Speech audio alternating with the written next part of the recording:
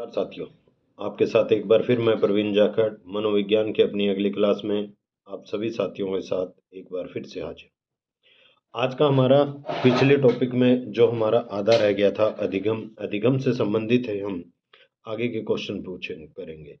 Channel को like और subscribe जरूर करें और परीक्षा में पूछे गए अत्यधिक महत्वपूर्ण क्वेश्चन जो पीछे की परीक्षाओं में आ चुके हैं और जिनकी आगे आने की संभावना भी बहुत ज़्यादा है, ऐसे ही क्वेश्चन केवल आपको कराने का प्रयास करूँगा। शुरुआत करते हैं अपने पहले क्वेश्चन की तरफ कि कौन से प्रकार क्या कहता है कि कौन से प्रकार का व्यवहार में हुआ परिवर्तन अधिगम कहलाता है। कि कौन से प्रकार का अधिगम जो है वो व्यवहार में होने वाले परिवर्तन के बारे में बताता है कि ये परिवर्तन हमारे अधिगम में हुआ है, कौन सा प्रकार ये हमें बताएगा। अब अगर बात कर लें कि ये क्वेश्चन कब पूछा गया है, तो ये क्वेश्चन 2016 की भर्ती में पूछा जा चुका है।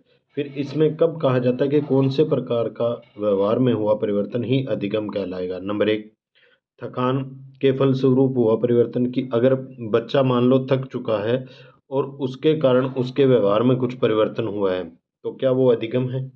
फिर दवाई लेने के परिणाम स्वरूप फलस्वरूप, फिर अभ्यास और अनुभव के फलस्वरूप होने वाला परिवर्तन, या चौथा क्या कहता है कि बीमारी के कारण होने वाला परिवर्तन। अब बच्चों सीधी सी बात है कि व्यवहार में परिवर्तन कब होएगा, ना तो थकने पर, ना कोई दवाई लेने से, ना बीमारी के कारण। ऑप्शन हमारा 3 बचता है। क्या कहता है कि अभ्यास और अनुभव के फलस्वरूप जो मनुष्य के या जो बच्चे के व्यवहार में परिवर्तन आता है वही सही परिवर्तन कहलाएगा। अगला क्वेश्चन अपने देखते हैं तो उसके अंतर्गत क्या कहता है। मैं अपने कैमरे की फ़ोटो थोड़ी छोटी कर लेता हूँ जिससे आपको स्क्रीन पूरी दिखाई दे। अगला क्वेश्चन क्या कहता है कि शिक्षा मनोविज्ञान में सीखना लक्ष्य तक पहुंचाने के उपायों की, शिक्षा मनोविज्ञान है जो किसी भी बात को सीखने या लक्ष्य तक पहुंचाने के उपायों को निश्चित करता है। ये अधिगम की किस श्रेणी के अंतर्गत आता है। कि शिक्षा मनोविज्ञान सीखने के लक्ष्य तक पहुंचाने के लिए कुछ निश्चित उपायों का प्रयोग करता है, वो अधिगम की कौन सी श्रेणी में आते हैं। अधिगम प्रक्रिया है, या अधिगम की विशेषता है, या अधिगम के नियम है, या अधिगम के सिद्धांत है। बात क्या पूछ रहा है बच्चों, कहना ये चाहता है कि शिक्षा मनोविज्ञान में सीखने के लक्ष्य को निश्चित तक उस उपायों को पहुंचाने के लिए अधिगम की किस श्रेणी में है। अब यार वो आपको कोई बात बतानी है, कोई चीज़ आपको बच्चों सिखानी है, तो वो अधिगम में किसके अंतर्गत आएगी, प्रक्रिया ही होगी। तो ऑप्शन नंबर 1 हमारा सही रहेगा कि अधिगम की प्रक्रिया ही एक ऐसी चीज है जो हमें अधिगम के अंतिम क्षेत्र तक, हमें जो चीज हम सीखना चाहते हैं वहां तक हमें पहुंचाती है। ये क्वेश्चन है जो ये पूछा गया है बच्चों 2012 की भर्ती सेकंड ग्रेड में। नेक्स्ट क्वेश्चन की तरफ अगर अपने बढ़ते हैं, इसका ऑप्शन 1 सही रहेगा। अगला क्वेश्चन क्या कहता है कि अधिगम में वृद्धि की जा सकती है। कि अधिगम के अंतर्गत वृद्धि की जा सकती है किससे, प्रोत्साहन देकर, विटामिन देकर, विदेश भेजकर, या इनमें। अरे भाई अब थाने घर का कह रहा पढ़ लो टाबरो, यहाँ हो जाओ बिया हो जाओ, या छोटा सा बलूकड़ा, ना ना ना ना। स्कूल जाते थे तब क्या कहते थे घर वाले, तू इस बार अगर दूसरी क्लास में फर्स्ट आ जाएगा तेरे को साइकिल दिला देंगे। थोड़े बड़े हुए स्कूटी का लालच दिया। तो अधिगम में वृद्धि आपके पढ़ने की, अब आप क्यों पढ़ रहे हो कि थर्ड ग्रेड ये रीट वाला झंझट क्लियर हो जाए और हम नौकरी लग जाए, शादी हो जाए, विवाह हो जाए, ले रहे लुगाई आ जाए रोटी पाउना रही। लुगाई यहाँ सोचा है साउल पढ़ लिया तो पोटा गिरनू खेड़ो छुट जाए, कोई कटे कामड़ो लाग जाएगा, नौकरी लाग जाएगा, बढ़िया टोर मारांगा, नहीं पोटा गिरना पड़ेगा, सासू की सुननी पड़ेगी। तो वो किसके कारण होता है, प्रोत्साहन के कारण। तो 1 नंबर ऑप्शन इसका सही रहेगा कि अधिगम में वृद्धि की, किसी को पढ़ाने की, उसके अंदर क्षमता को बढ़ाया जा सकता है। किसके द्वारा बढ़ाया जा सकता है, उसमें किसके द्वारा इसकी वृद्धि हो सकती है, प्रोत्साहन देकर कि उसको उसके प्रति मोटिवेट कर कर कि हाँ तुम अगर ये पढ़ोगे तो तुम्हारा इससे ये फ़ायदा होगा या इससे तुम्हारे व्यवहार में ये सब परिवर्तन होगा।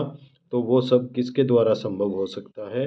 किसी भी बच्चे को अधिगम की वृद्धि कब की जा सकती है? जब उसको हम प्रोत्साहित करेंगे, उसको पढ़ने के प्रति और ज़्यादा उसमें लालसा पैदा करेंगे, जिसके कारण अधिगम में वृद्धि की जा सकती है। तो ऑप्शन 1 सही रहेगा। आगे बढ़ते हैं। नेक्स्ट क्वेश्चन क्या कहता है कि अधिगम में सीखने की प्रक्रिया प्रक्रिया के 4 चरण कौन कौन से हैं? कि किसी भी चीज़ को अगर हम सीखते हैं तो उसमें कौन से 4 जो मुख्य चर है वो हमें करते हैं कि क्रिया है, उद्देश्य है, बाधा है एवं प्रेरणा। फिर दूसरा देखो, प्रेरणा, वादा, अनुगमन और लक्ष्य, इनके अंतर्गत कौमे हैं अभी बच्चों हर एक के बीच बीच में। तो ये देख लेना आप कि प्रेरणा, वादा, अनुगमन या लक्ष्य हेतु या क्रिया एवं अनुमान या उद्देश्य क्रिया, मूल्यांकन एवं अनुमान। आइडिया लगाओ भी बच्चों, किसके अंतर्गत हमारे अंतर्गत कि सीखने की प्रक्रिया के मुख्य चरण कौन से हैं? मुख्य चरण कौन से हैं? किसी भी चीज़ को हम सीखने की प्रक्रिया के अगर चरण की हम बात करते हैं तो उसके अंतर्गत कौन से मुख्य चरण आ जाते हैं? पहला क्या कह रहा है कि क्रिया, किसी भी काम को, उद्देश्य या वादा, जो कोई रुकावट आए, या प्रेरणा।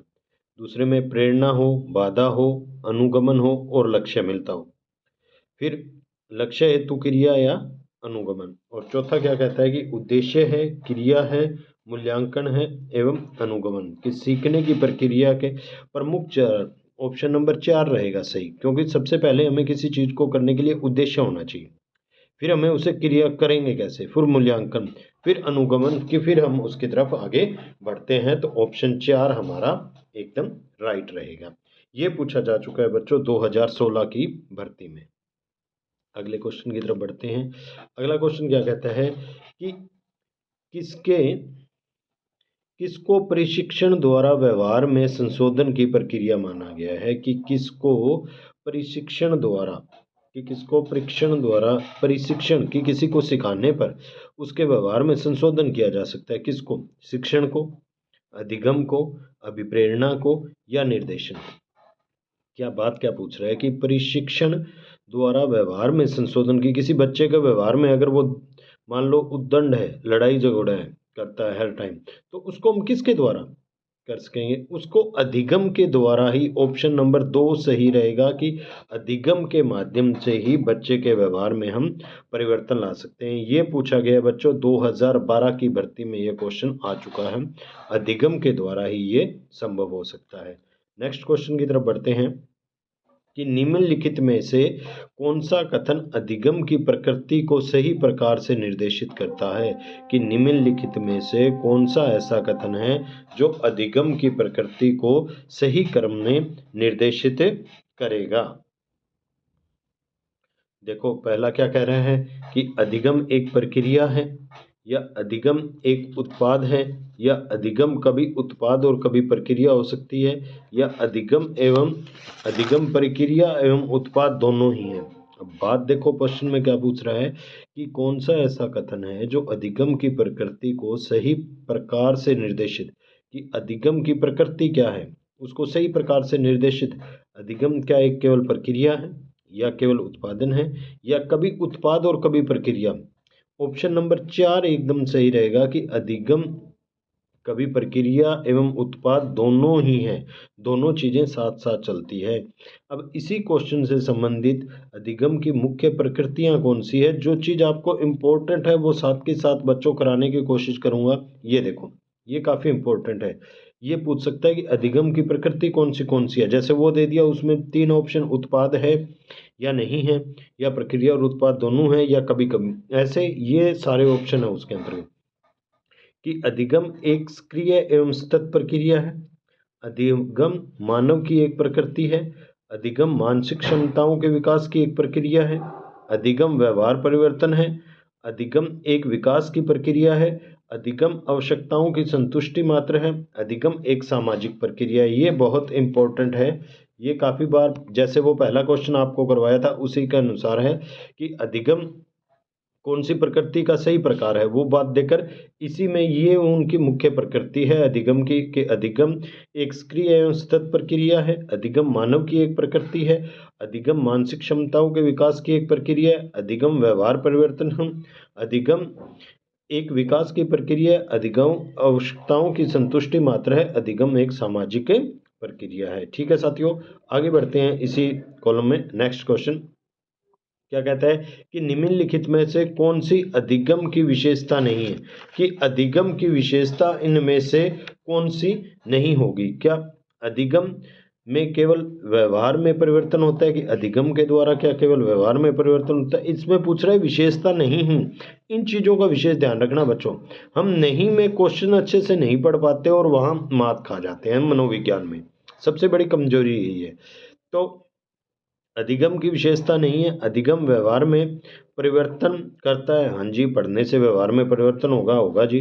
व्यवहार में परिवर्तन अभ्यास या अनुभूति के फलस्वरूप भी होता है, कि गुरुजी जी व्यवहार में परिवर्तन ना हम बार बार किसी चीज़ का अभ्यास करते हैं और उससे जो हमारे ज्ञान प्राप्त बढ़ता है, हाँ भाई उसी से होता है, सही है। फिर व्यवहार में अपेक्षाकृत स्थायी परिवर्तन, हाँ गुरुजी जी व्यवहार में तो हमेशा स्थायी परिवर्तन हुआ, ये तो तीनों बातें सही है। तो चौथी और पढ़ लियो, आपने के 20 अलग है।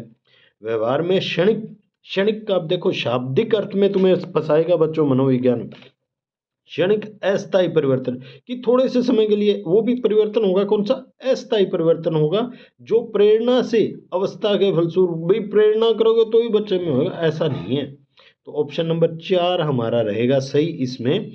तो ये क्वेश्चन जो पूछा गया है ये 2019 की भर्ती में पूछा गया है बच्चों।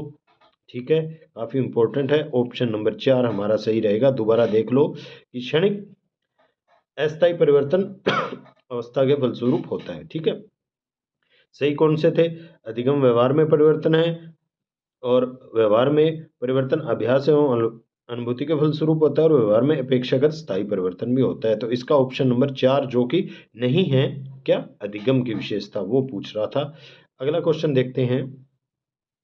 अगले क्वेश्चन में क्या कहता है, व्यवहार का करना पक्ष है। अब व्यवहार जो हम कर रहे हैं उसके करने का पक्ष कौन सा है, ये बात हमसे पूछने की कोशिश कर रहा है यहाँ पे, कि व्यवहार के का हम जो भी व्यवहार करते हैं उसका करने का पक्ष कौन सा होगा, सीखने के भावात्मक क्षेत्र में, या सीखने की गति या क्रियात्मक क्षेत्र से, या सीखने की मनोवैज्ञानिक क्षेत्र से, या सीखने के ज्ञानात्मक क्षेत्र से। कि व्यवहार का करना क्या है। पहली बात तो बता दूं बच्चों, ये 2012 की भर्ती में पूछा गया था।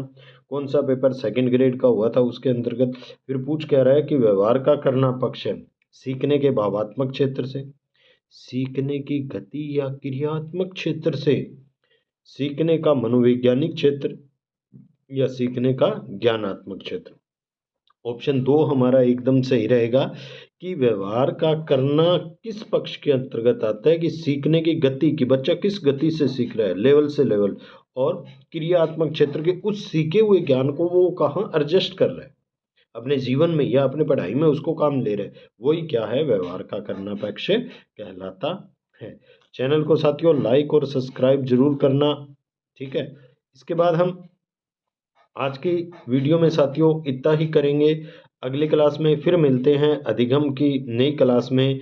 चैनल अगर अच्छा लग रहा है तो वीडियो को लाइक और चैनल को अधिक से अधिक सब्सक्राइब जरूर करें, खुद भी करें, अपने साथियों से भी करवाएं। फिर मिलते हैं साथियों, जय हिंद जय भारत।